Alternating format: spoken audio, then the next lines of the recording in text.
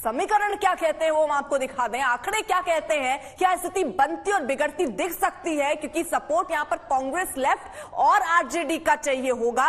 लेकिन उसमें भी सवाल यह है कि आप किस तरीके से तालमेल बैठाएंगे, क्या मुख्यमंत्री का चेहरा नीतीश ही रहेंगे और क्या वाकई कोई बदलाव होने वाला है, जैसे कयास लगाए जा रहे हैं। लेकिन आपको जल्दी से बिहार विधानसभा की सीटों का समीकरण समझा दें। आरजेडी के पास 89, बीजेपी के पास 77, जेडीयू के पास 45, कांग्रेस के पास 19 है विधायक। और इसी के साथ साथ किस तरीके से इस सीटों का समीकरण बदल सकता है, क्योंकि नाराजगी यहां पर जेडीयू और बीजेपी की खुलकर सामने आ रही है। जेडीयू की तरफ से ये बहिष्कार भी कर दिया गया, कैबिनेट में शामिल भी नहीं होने वाली है जेडीयू, उसने भी साफ तौर पर कह दिया। तो संकेत दिखने शुरू हो गए हैं, विधायकों को बुलाया जा रहा है और ये काम न सिर्फ जेडीयू की तरफ से हो रहा है, ये काम आरजेडी की तरफ से भी, ये काम कांग्रेस की तरफ से ही, इसलिए कयास लगाया। जब देखिए बहुमत के लिए चाहिए 122, जेडीयू के पास कितने 45, आरजेडी के पास है 79 और कुल सीट हो गई 124। तो अगर ये दो लोग आ जाते हैं साथ में तो भी समीकरण बन सकता है, बहुमत का आंकड़ा जो है वो जुटा सकते हैं। अब चिराग पासवान से भी हमने इस मुद्दे पर बात की, वो क्या सोचते हैं बिहार की राजनीति को समझते और जानते हुए,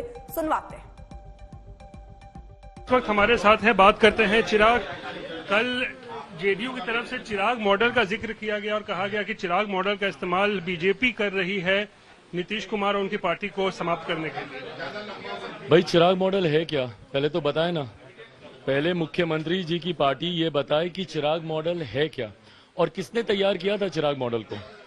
भाई किसके ऊपर आप खुल के बोलिए ना, किसके ऊपर आप आरोप लगा रहे हैं। भाई चिराग पासवान के नाम का इस्तेमाल करके भारतीय जनता पार्टी के ऊपर टीका टिप्पणी अगर आप कर रहे हैं और सोच रहे हैं कि भैया किसी को इस बात की जानकारी नहीं होगी, तो बिहार की जनता आज की तारीख में इतनी मूर्ख नहीं है। क्या चिराग मॉडल उपेंद्र कुशवाहा जी नहीं थे? हाँ, पर वो उनको कोई डेंट नहीं पहुंचा पाए, उनको कोई नुकसान नहीं पहुंचा पाए, क्योंकि जनता का समर्थन उनको इस तरीके से नहीं मिला। तो आज वो उनके साथ बैठे हैं, ठीक है। ललन जी ने, उनकी पार्टी के राष्ट्रीय अध्यक्ष ने क्या कुछ नहीं कहा था। भैया पेट में दांत होते हम लोग को तो पता भी नहीं था कि भाई ऐसी भी कोई टेक्नोलॉजी है। ये टेक्नोलॉजी का आविष्कार किसने किया? उन्हीं के पार्टी के राष्ट्रीय अध्यक्ष ने किया ना। और आज वही लोग उनके संरक्षक बने हुए हैं। मुख्यमंत्री जी को किसी मॉडल से बचना है या डरने की जरूरत है तो विनाश के उन मॉडलों से बचे जो उनके लिए, उनके समर्थन में प्रेस कॉन्फ्रेंस कर रहे हैं। आप कह रहे थे कि जनता दल यूनाइटेड अब यूनाइटेड नहीं रही है और ऐसे में खबर आ रही है कि महागठबंधन के साथ मिलकर सरकार बना सकते हैं नीतीश कुमार 1-2 दिनों के अंदर। बिल्कुल, जनता दल यूनाइटेड अब तो डिवाइडेड तो हो ही गई है। आरसीपी जी जो रीढ़ की हड्डी थे जनता दल यूनाइटेड की, वो अलग तो हुए ही हैं और महागठबंधन के साथ भैया पहले भी जा चुके हैं।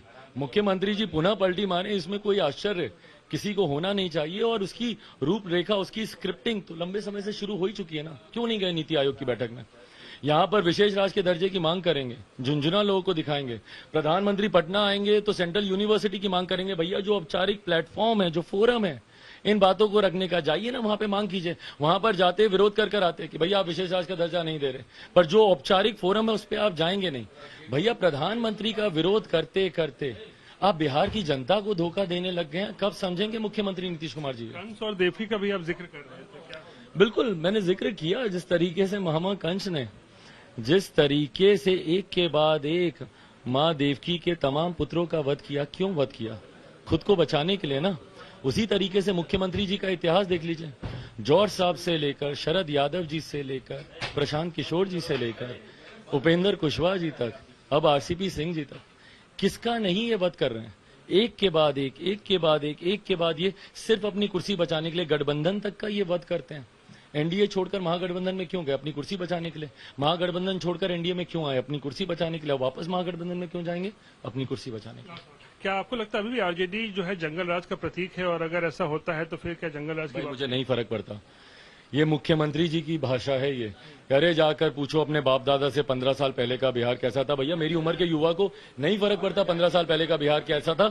इन 15 सालों में आपने बिहार को क्या दिया मुख्यमंत्री जी, ये बताएं। 15 साल पहले का रोना नहीं रोए, ये बताएं कि इन 15 सालों में आपने विकास की रेखा की बात करते हैं। भैया बेरोजगारी, महंगाई चरम सीमा पर है, कौन सी विकास की रेखा?